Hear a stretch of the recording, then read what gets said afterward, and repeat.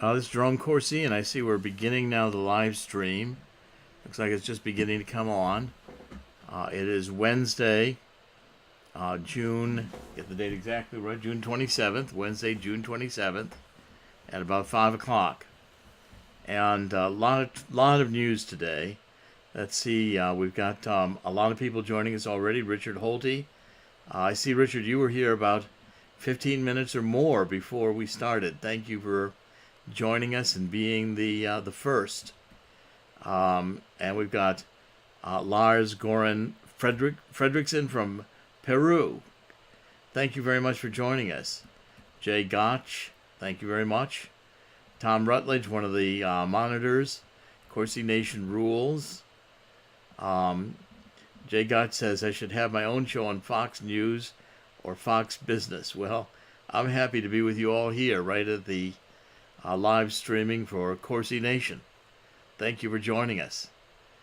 Thank you for, I see Dr. C.D. Camp, one of the monitors. The group from Boca is here. Thank you all for the doctors in Boca. I want to make a couple comments on the doctors from Boca here in a minute when we get to a larger audience filling in. And I see we have people from all over. The Claude Champagne, the Empire is on the run. Corsi Nation is the tip of the spear. From Quebec, greetings all. Dr. Corsi dukes it out verbally. Thank you all very much. I really appreciate that. Mark Kelly from Wales. We've got Dave L. from Alabama. This is a tremendous group here. I really appreciate everybody. Colorado. We've got people joining us from all around. And West Virginia. Midwest regulators. Jennifer Small, thank you very much for the super quote. I'm going to acknowledge all the super quote, try to read them. And also everyone here in the live chat, I'm going to do everything I can to just basically say hello to you and read all your comments as I can. I think it's going to be a really good day today, and I really appreciate everybody here in the live chat. Bombastic Buster. Corsianize the earth. That's great. Jennifer Small. Q quotes me today. What, America for sale and God wins? I'll have to look at that. I mean, that's pretty amazing. I haven't seen the Q post for a while. Maybe Q's wanting to make up after our last round.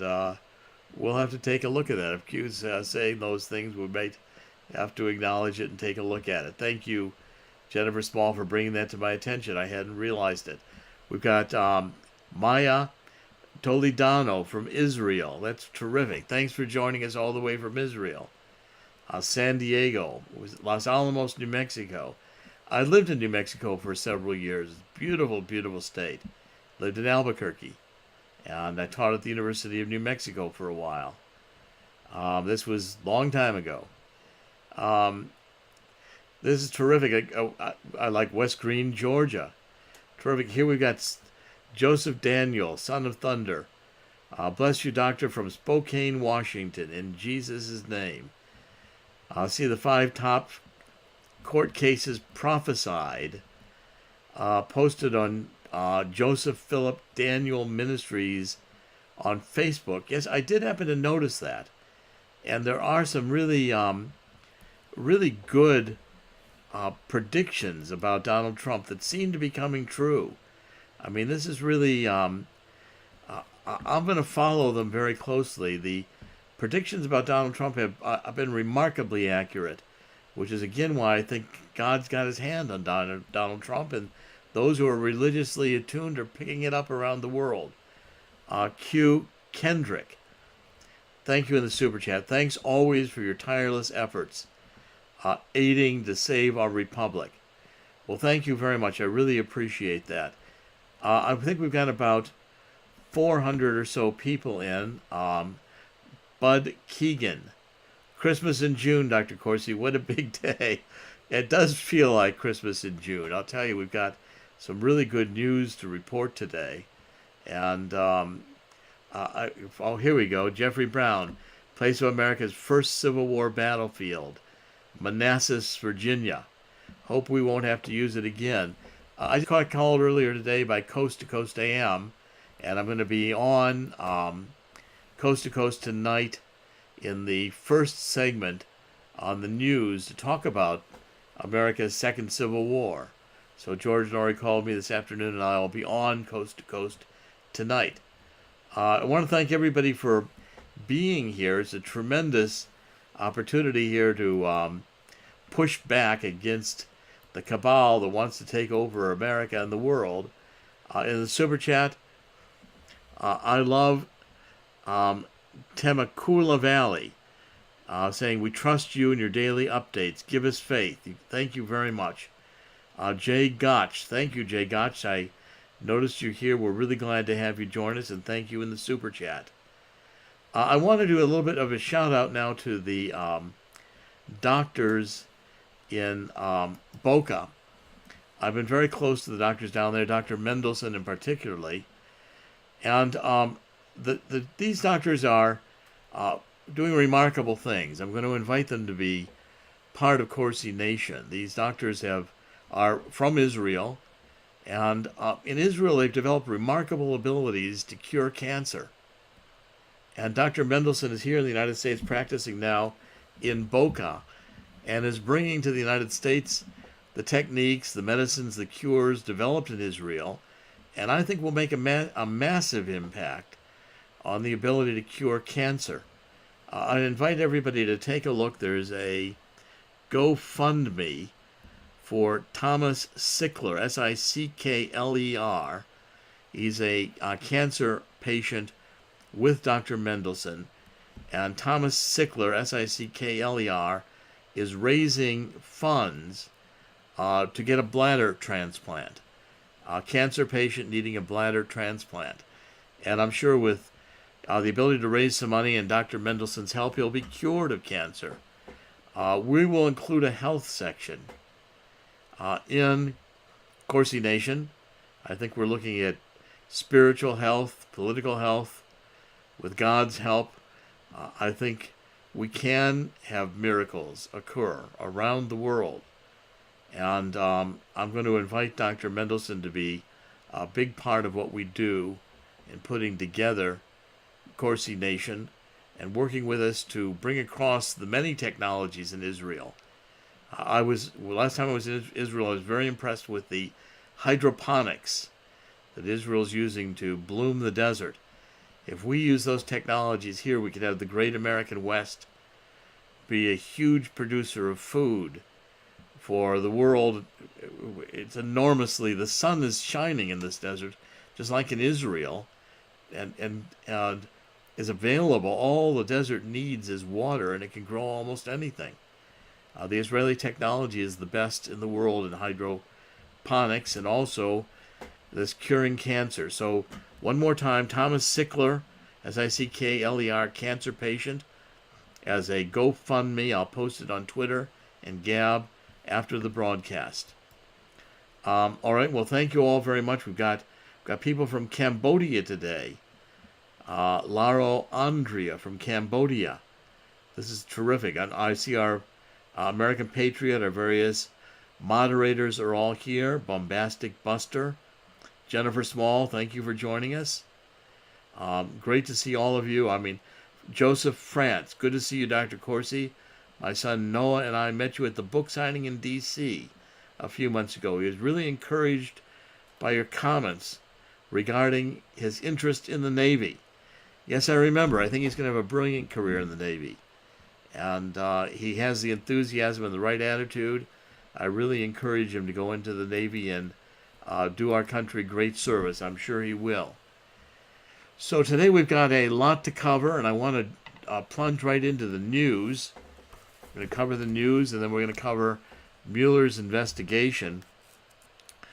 First of all, it came late in the day, but there was the announcement, I'm sure you all have heard it now, that Justice Kennedy is going to resign from the Supreme Court.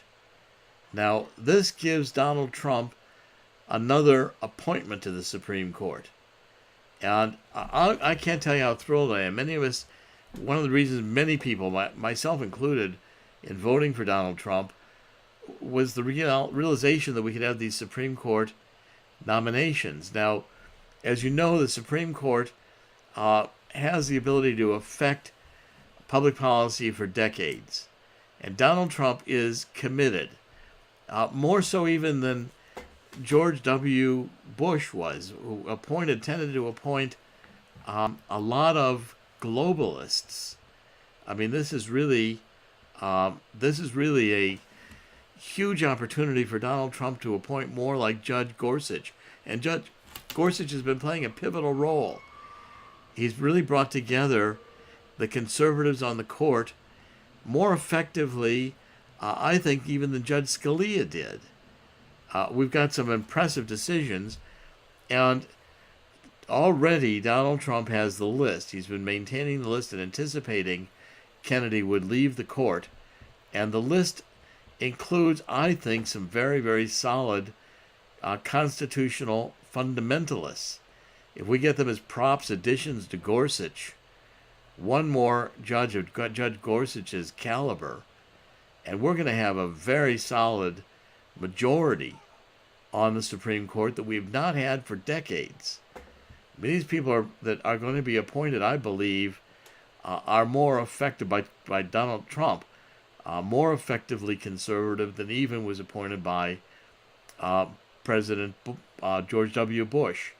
I've had my reservations about Chief Justice Roberts, especially after his Obamacare decision, but the Kennedy resignation is going to be effective July 31. Thank you, Dr. C.D. Camp, for pointing that out. And what we can do, I believe, is get an appointment by Donald Trump made in the fall and appointed to the court before the midterm elections, which means we can use the majority, which is a very slim majority, maybe one vote, because we haven't had John McCain voting. I don't think any Democrat will vote for anyone that President Trump nominates. But, everybody, has to be keeping in mind that a lot in the GOP, including President Bush, as globalists, we've been opposing. And now we're going to have to get the Supreme Court justice through with all of the senators working together on the GOP side to support Donald Trump.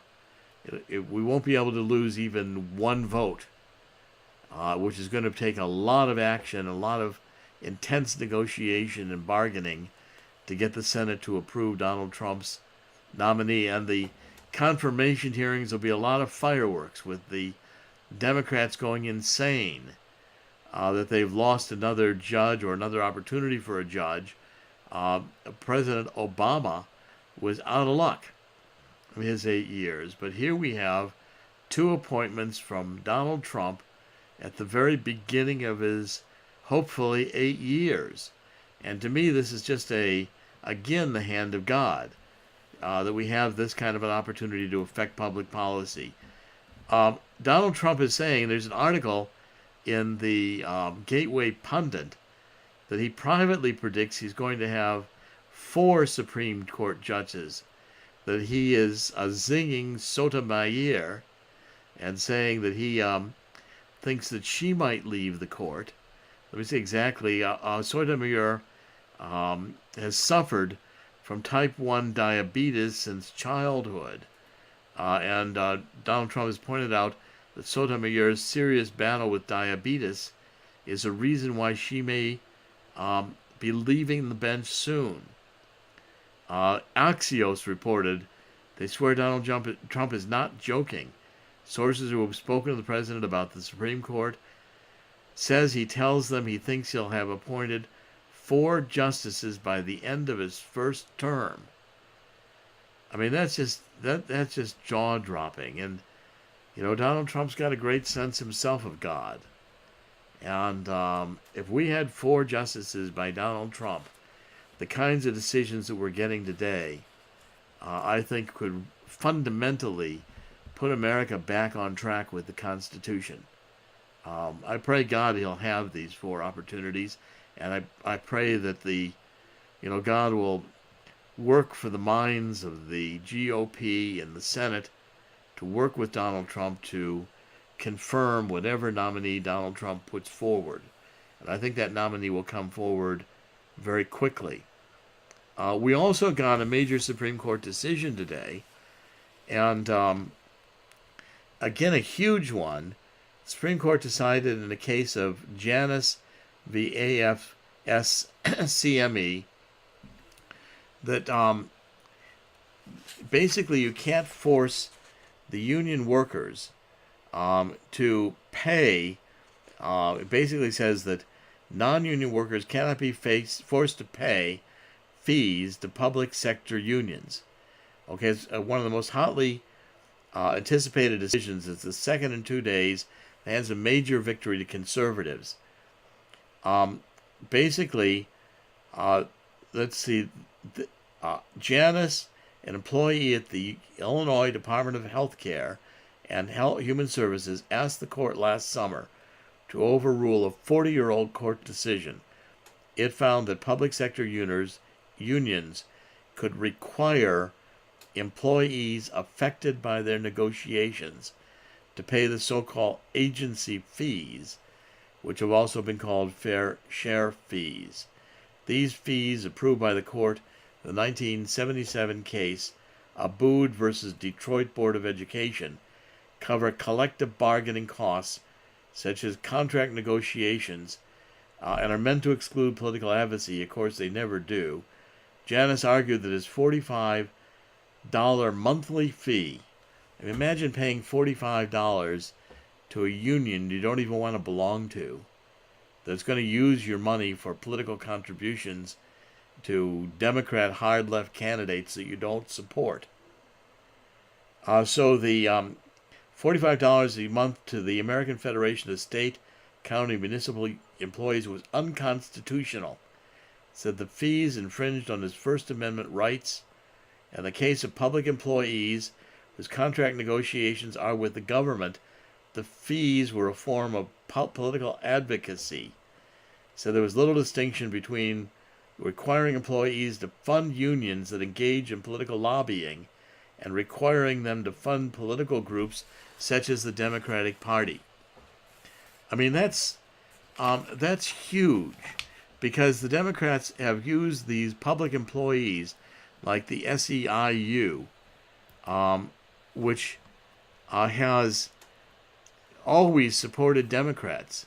Millions and millions of dollars a year go from the forced contributions of government employee unions that collect funds even from government employees who don't belong to the union, under the premise that they're getting to benefit from collective bargaining agreements that were negotiated by the union. Now you're not required to join the union, and you're not required to pay the fee as a government employee. It's going to cost the Democrats hundreds of millions of dollars. It's a huge setback for the hard left. And I want to combine it with the abortion decision, because again, this was a decision that also the court just gave in the last couple of days. This was against California's FACT Act. Okay, another one of these leftist names of FACT Act, like this is the facts. What it was is the case National Institute of Family and Life Advocates versus Becerra. The court decided that it reversed an appellate ruling in California that required crisis pregnancy centers to advertise subsidized abortion clinics in their waiting rooms and handouts to patients. Such centers are typically run by pro-life religious groups who challenge the laws and infringement of their constitutional free speech rights. In other words, all the nuns and all the religious that were running pro-life clinics had to put up these notices and ads that said, get an abortion. We hold that the petitioners are likely to succeed on the merits of their claim. The FACT Act violates the First Amendment. We reverse the judgment of the Court of Appeals and they remanded the case for further proceedings consistent with the opinion. And these clinics were being required to put in, the FACT Act required licensed pregnancy centers to post the following language in their waiting rooms and to include it in patient handouts as well as in their advertising.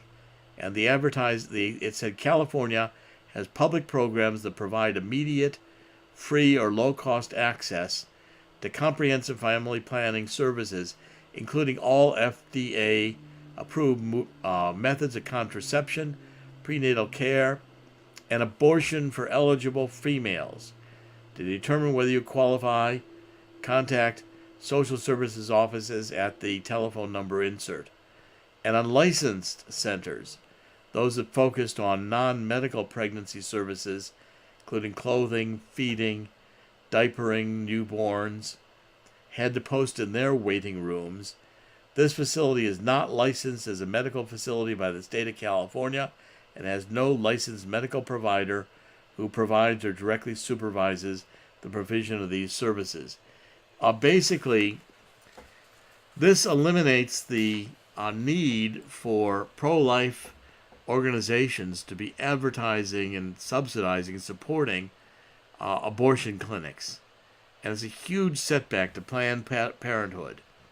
It's a huge setback to the entire abortion movement. And Planned Parenthood has been proven to have engaged in activities which including selling baby body parts. I mean, it's really been a massive fight from the pro-life groups to break the political clout that Planned Parenthood has with the Democratic Party. These two decisions reversed massive amounts of control the Democratic Party has had below the surface. I think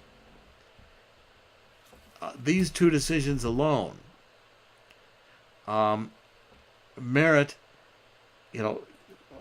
getting down on our knees and praying to God to thank Donald Trump for having another opportunity to appoint a justice to the Supreme Court. And if we get one, or if Donald Trump's right, two more, a total of 4 Donald Trump appointees to the Supreme Court,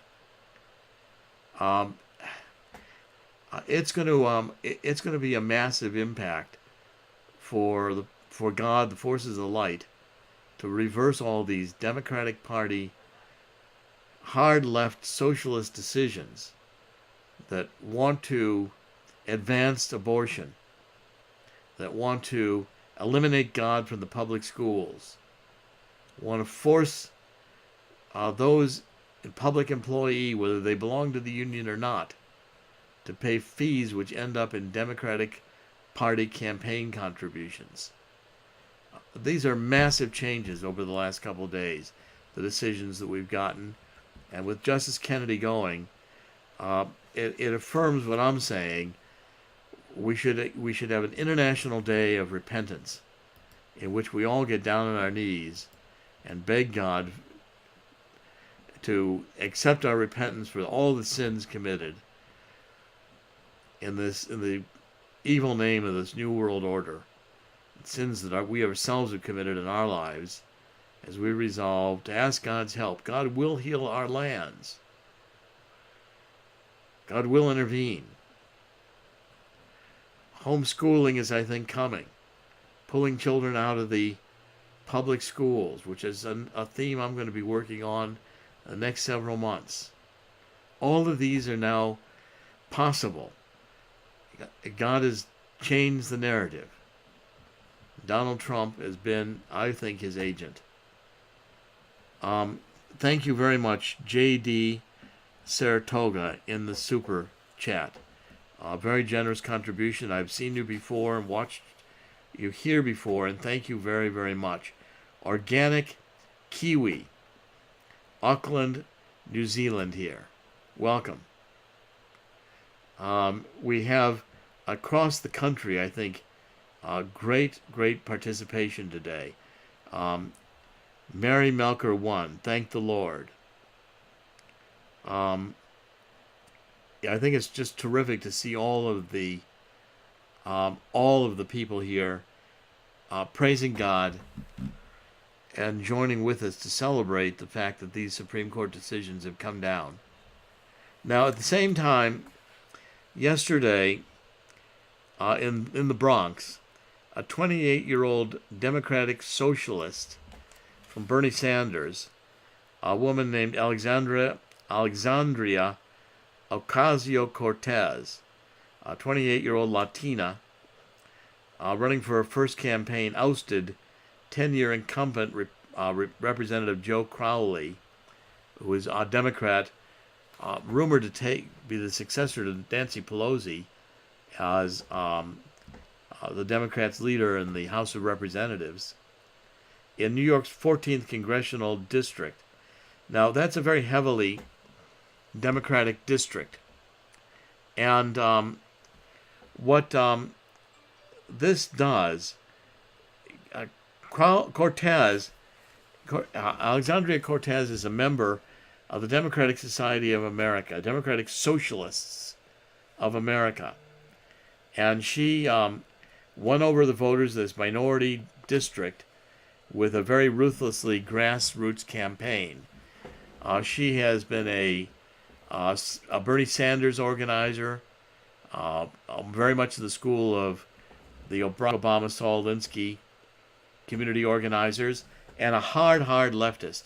Sherry Herman, thank you, in the super chat, and also a contribution with someone who did not put their name. Thank you very much for the contribution. American Patriot, you guys rock. Thank you. Richard Holte, yes, the DSA, the Democratic Socialists of America. Now, I want to tell you what her platform is. I mean, her platform here is, I think, was astounding. I mean, she was wanting to have free everything. There's another free everything. Her platform was for free schools, for free, if I can pull it up here, I'll read you exactly the platform. But it was a Bernie Sanders type platform, which was free everything. Free schools, free Medicare for everybody, free, guaranteed jobs. All of this, I think, is dreamland. And if it succeeds, America will head down the path to Venezuela. And the Bernie Sanders agenda, I think, look what's happening as the Supreme Court and what we're getting out of the Supreme Court moves increasingly in a more conservative and godly direction. The Democratic Party is moving in a hard left, socialist communist direction, where the young rising stars are like this young woman, 28-year-old, former bartender, worked in Bernie Sanders' campaign, Democratic Socialists of America, and you've got Maxine Waters out encouraging Democrats or hard left to oppose anybody working for President Trump by essentially encountering them in public, encountering them in aggressive ways. I mean, screaming at them in restaurants, spitting at them in movie theaters. You know, what happened to Sarah Sanders, I think, is despicable. And I guess there's going to be a censure motion against Maxine. But the point is, if let's say someone in the Congress had dared say something like this about Barack Obama, well, they would have been up on charges for hate crimes. This double standard has got to come to an end. And if the Democratic Party wants to go in the direction of Antifa, wants to be violently confrontive, that's where the Democratic Party is going to lose. And it's going to lose massively in the midterm elections. I'm hearing less and less about this blue wave. I don't think there's going to be a blue wave. I don't see any basis for anyone thinking there's going to be a blue wave. And by the way, it's coming out that Donald Trump's immigration executive order And he was just sued by several states on this, unifying families. Well, Donald Trump signed an executive order on it. This is a policy that goes back to George W. Bush. And it's a policy that Barack Obama was putting kids in cages. I mean, we've seen this. But, I mean, this is an article which, again, comes out of the, I think this is the Gateway Pundit. And the way Donald Trump has put this executive order into effect is going to take some DNA testing in order to determine if some of these families are really families. Now, the point to that is that a lot of the coyotes bring children across the border who are not their children, but it's cover. It's like the unaccompanied minors, including MS-13. Now, what Donald Trump is going to do is really, this was James Wood posted this, the actor James Wood, who I follow, and I think he's a very, very excellent conservative and Trump backer. Somebody's saying, wait, let me see. There was very little turnout in the Bronx election in Queens. Oh yes, well, see, there's a large number of immigrants, including illegals, I believe, who have been voting increasingly in that district in the Bronx. I mean, we've got to take it seriously, because I see it as the beginning of this Cortez's election, this young Spanish woman, as the future of what the Democratic Party is going to be advancing. I've said for a long time the Democratic Party is becoming a communist party. It was not already there. Cindy Lou Who.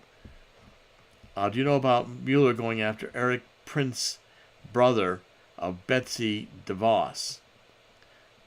He gave an explosive interview in Breitbart before the election, damaging to HRC. Yes, I do know about that. And we may want to cover that. Let me get some research notes on that and cover it in a subsequent broadcast. And Little Eyes, thank you for your super chat contribution. Very much appreciated. Or let me read what James Wood said. I mean, this is, I think, important. He said, did we just end with Donald Trump's executive order? Did we just end sex trafficking on the southern border? Follow the logic. Trump's executive order allows parent and child to remain together. In fact, the executive order insists they remain together. Then Sessions insists on DNA testing. So, the sex trafficker can no longer risk getting caught with a child. The trafficker is stuck in detention with the child for what could be months.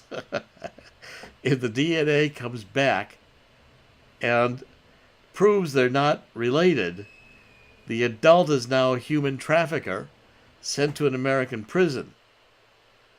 Are you thinking what I'm thinking? Remember President Trump's December 21st executive order on human traffickers, in which he said he could declared a national emergency, Donald Trump did, on December 21st last year, and said that the assets internationally of human rights traffickers could be confiscated. And the Treasury has a list of several thousand who are in that category.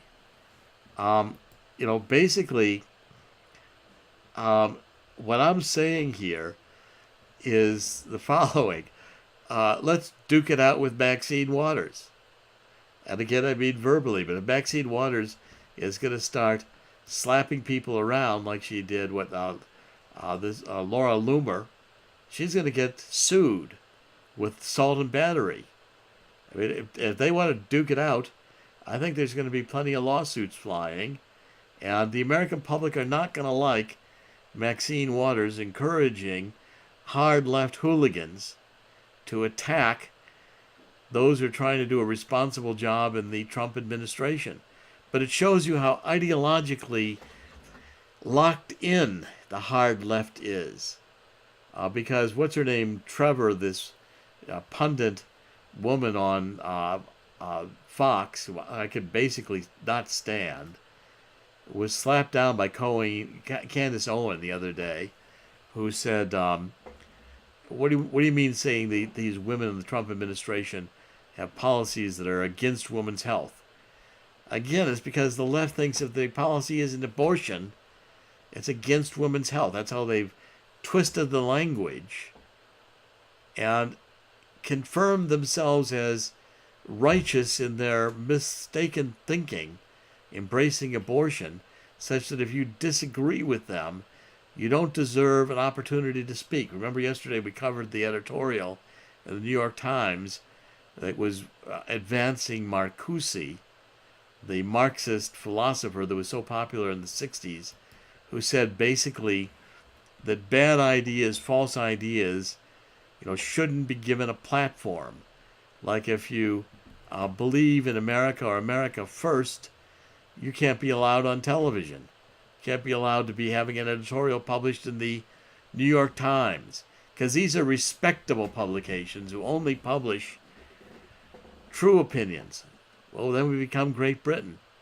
And like Tommy Robinson, we get locked up because we dare stand outside a court and live stream. The Muslims are in that court facing criminal charges on grooming children for sex trafficking. But all this comes together in that the hard left wants to keep families together at the border because they think that this is an issue that can embarrass Donald Trump. But yet they want to keep families apart by killing babies, abortion. That's the ultimate way they keep families apart. The child's dead. The fetus is not allowed to live. But yet somehow the left wants to think that this is on the side of righteousness. I mean, I see the whole thing as satanic. And this hard left seduction and all the free things that this woman Cortez thinks she can promise everybody, free jobs, free medical care, free housing, free everything. I'd rather free Tommy. I mean, let's get Tommy Robinson out of prison. Let's get the EU to reinstitute free speech. And let's applaud Donald Trump for this whole idea of keeping families together with what I hadn't realized, but with the DNA testing, meaning the coyotes who come across may be locked up with these children, DNA tested, and the test fails, they're going to go to prison as sex traffickers, human trafficking. Let's see if that puts any cooling effect on the coyotes on the border. And by the way, this article also listed the statistics, the human trafficking arrests since 2010. And in 2010, Barack Obama had 300 human trafficking arrests. Okay, in 2000, I guess it was 2016, Barack Obama had his high point, 1,952 human trafficking arrests. In 2018, through June 23rd, Donald Trump has 5,987 human trafficking arrests. 3 times the highest single-year number that Obama ever had in his 8 years as presidency. I think if you add up all Obama's arrests for his entire term, they come short of what Donald Trump is going to do in 1 year. I mean, I think this is remarkable. And, as I'm looking through things and these comments, this keeping family on the border, which Donald Trump is going to do in really embracing families, is consistent with what Donald Trump wants to do in the Supreme Court and Supreme Court decisions that eliminate California laws requiring pro-religious, pro-life groups from advertising for abortion clinics. This is the left seems to want to have breaking up families, and I think Donald Trump is also going to attack the welfare system, which pays families to separate. Candace Owen was brilliant on that as well, about how welfare just separates families. But basically, um, we're beginning to, I think, make deep inroads in the social warfare that the left has been waging, the cultural war. And the left with political correctness has been winning it, hands down. So that, politicians and everyone else, the news media, afraid to do anything that the hard left doesn't like for fear of being called a racist or a xenophobe or one of the other deplorables, which if Hillary had become elected would have been crimes. And Maxine Waters would have been empowered to have Sarah Sanders arrested. Just like this philosophy professor, quoting Marcuse, doesn't want anyone supporting Donald Trump to have the right to a public platform to express their views. That's why we've got to reach out and say, free Tommy. And we've got to go to Maxine Waters and start slapping her with assault suits for every one of these instances in which someone in public, for their conservative, libertarian views or their belief in God, are assaulted by these Antifa brutes who come from the Communist Party's paralegal arm in the 1930s in Weimar, Germany. That's where Antifa comes from. Same symbols, everything. Now I want to transition into, there's been so much on the court, and I've been so excited about it. I took a little bit of extra time today, but there's some very good news also on the Mueller investigations. The House today approved a resolution which gave 7 days for Rosenstein to turn over the requested Trump-Russia documents or face impeachment and contempt. Very important. Eyes to see. Thank you very much for the Super Chat contribution. Very much appreciated. Also, Peter Strzok testified today in closed session to the House Judiciary Committee and Representative Goodlatte. Now, I heard Representative Goodlatte come on Fox News before the hearing started and promise that Strzok is also going to give public testimony. And we ought to hold Goodlatte to that. And I think that that's going to be very important. I also think that Nunes has got the resolve. See, Nunes knows that once the FBI turns over these documents, we're going to know that the internal bias against Donald Trump that was at the heart of this, what I said in Killing the Deep State, was the coup d'etat against Donald Trump, treason.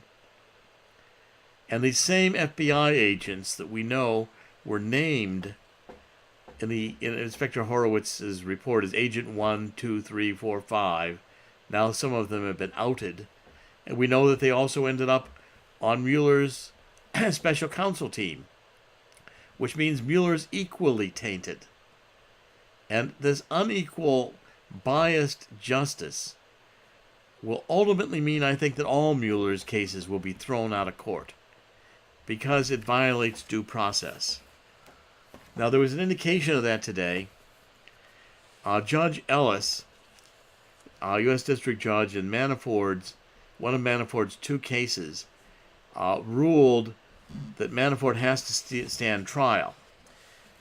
But yet, he's a Reagan appointee, and Judge Ellis, his name is T.S. Elliott III. He's the U.S. District Judge, senior U.S. District Judge for the Eastern District of Virginia. Now, in his 31-page written opinion, he excoriated Mueller. He again established the basis on which Mueller can be discredited and his entire prosecutorial effort thrown out of court. Ellis said, in sum, there appears to be little operational difference between the current special counselor appointment scheme and and the scheme found wanting under the 1978 Act and its reauthorizations.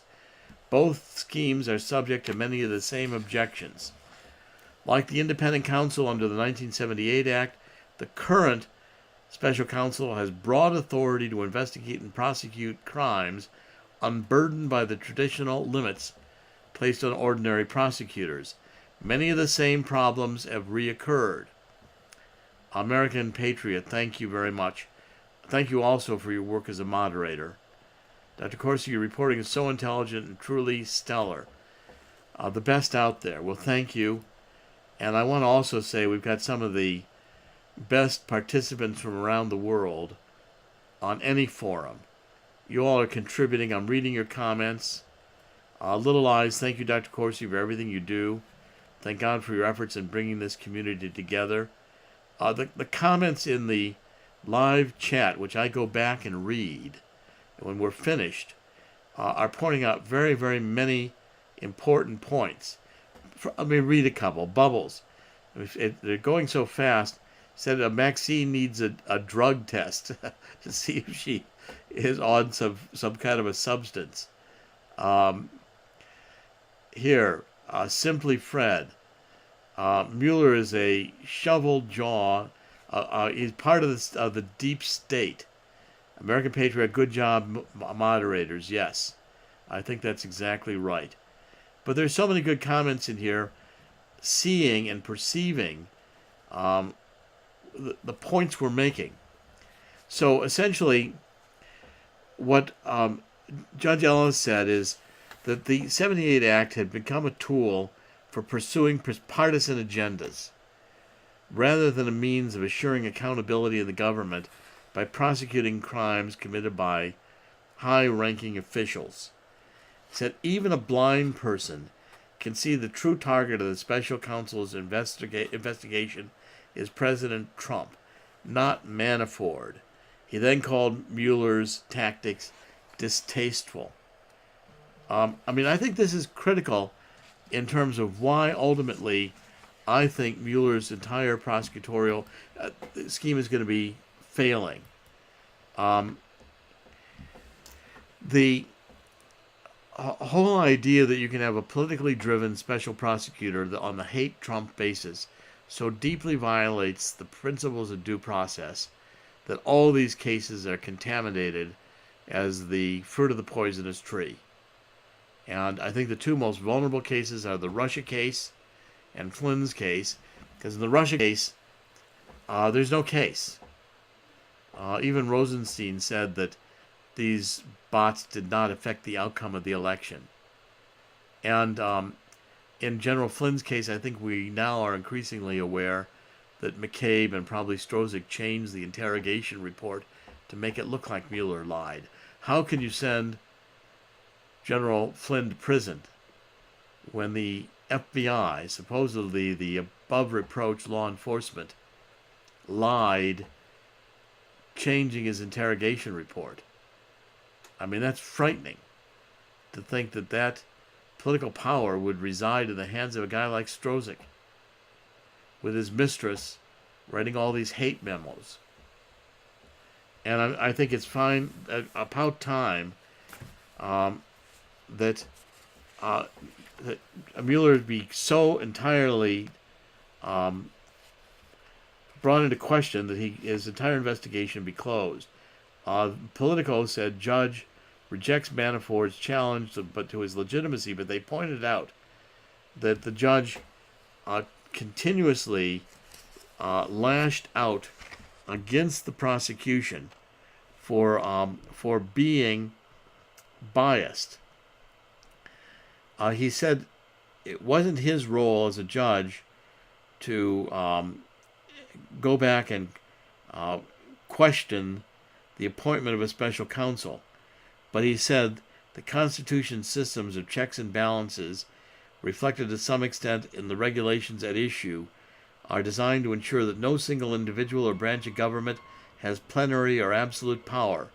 The appointment of a special prosecutor has the potential to disrupt these checks and balances and to inject a level of toxic partisanship into the investigations of matters of public importance. these kind of statements from the judge can be used in appellate courts, or can be used as the basis for Donald Trump to give Manafort a pardon. I see the entire effort of the special counselor as crumbling, and crumbling very, very fast. And I think we're finding out increasingly that there are parts, are very definitely parts of the entire Mueller investigation that will be challenged very quickly and successfully. Okay, now let's see. I want to read a couple of comments here. Okay, very good. On the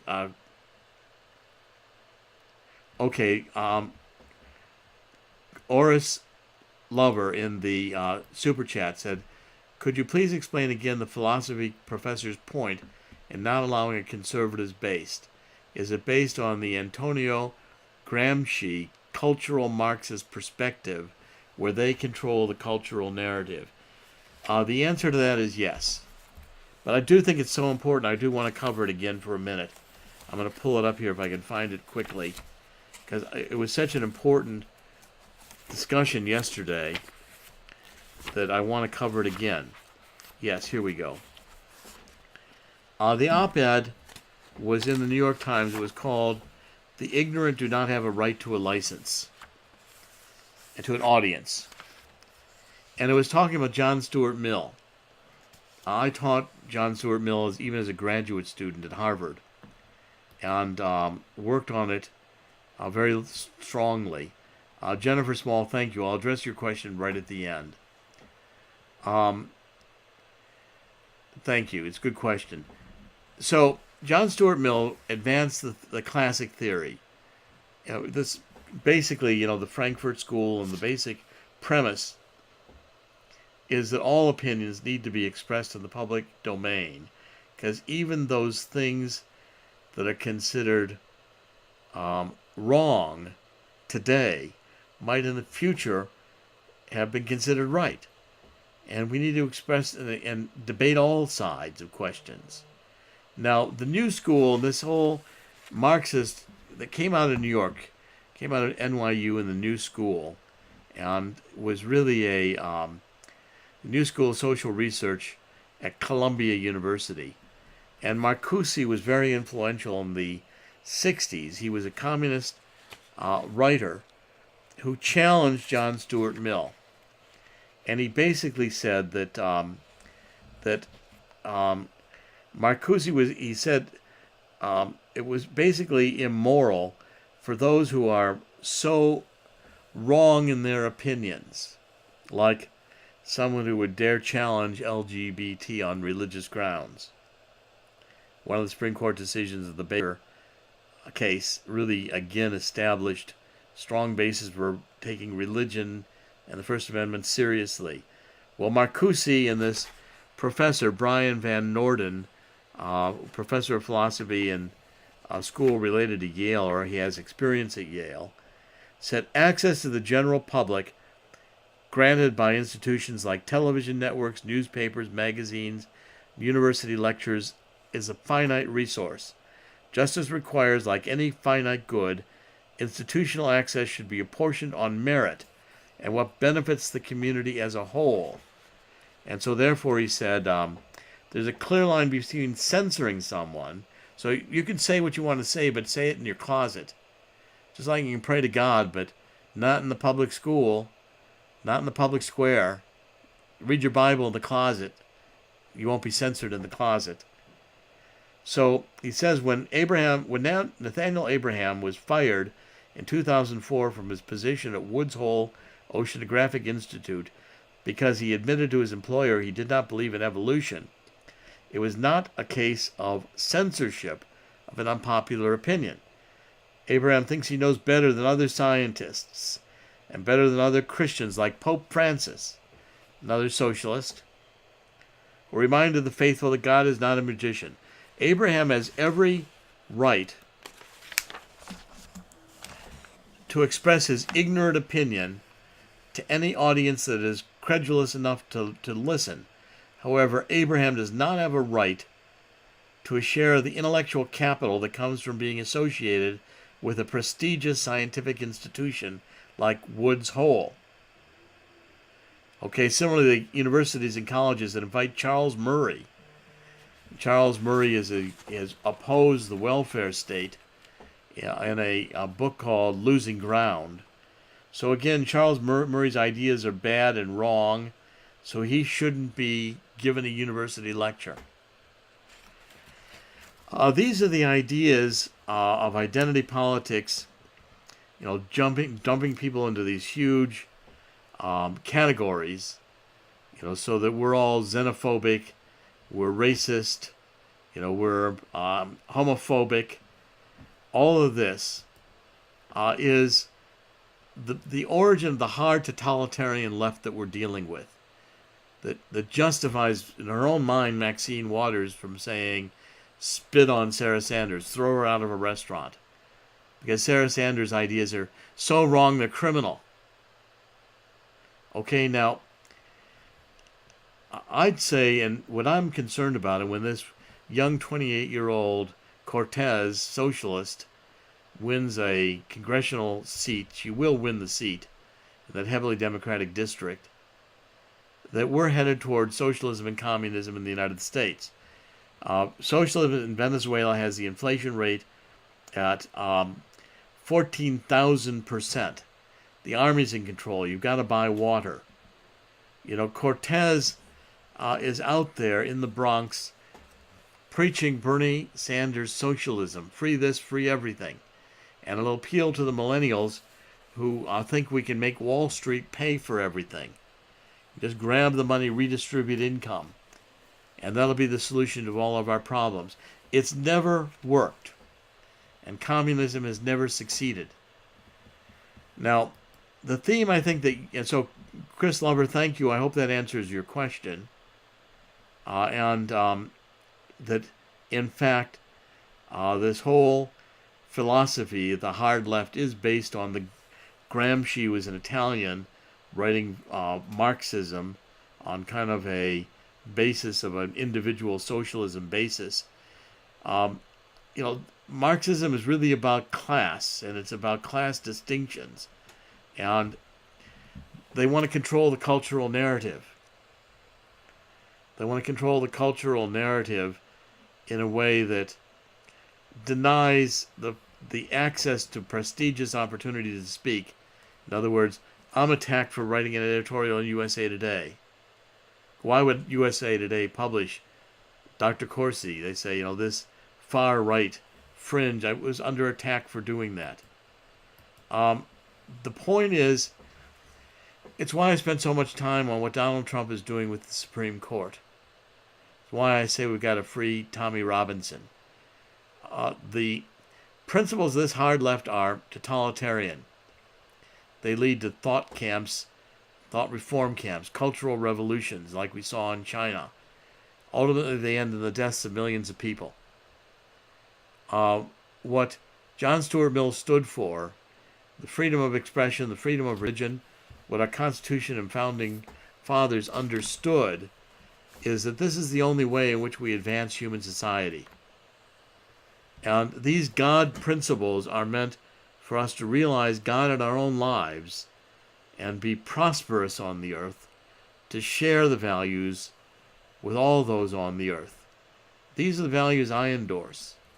It's why I think we're in a spiritual war. It's why I've created Corsi Nation. And I'm going to remind those who do want to participate, especially if you've got skills and can assist us in building the website. We're already working on it. We'll include as many people as we can, find different ways for people to participate. My email is jrlc, Jerome Robert Louis Corsi, jrlc, @yahoo.com. I will also send out book plates, signed book plates, or you can send, if you email me at jrlc, I'll tell you how to send me a self-addressed stamped envelope or your book with the self-addressed postage back. I'll sign books or sign book plates. I don't charge for doing it. I'm always honored to sign your books. And what I want to end with is saying that I think today especially we need to pray for Donald Trump and the Supreme Court. We've seen remarkable decisions come out since Gorsuch has been on the court. If Donald Trump can put more people on the court like this, I think we can prevent the destiny of America from going socialist or communist. The Democrats are determined to make us a communist nation. The Democratic Party is so far over the cliff, I don't think it will do well in the midterm elections. I think the American public will reject the godless socialism communist that's at the heart of the Democratic Party. We want to continue exposing it here. So I'm going to end by, as I always do, reminding us all worldwide, and I thank everybody as I look at those in the chat room and how many people have stayed with us.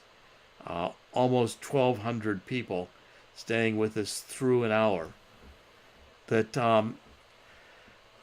the power is with we the people. It is with you participating. We're going to be a worldwide community. We're going to be devoted to God and principles of prayer.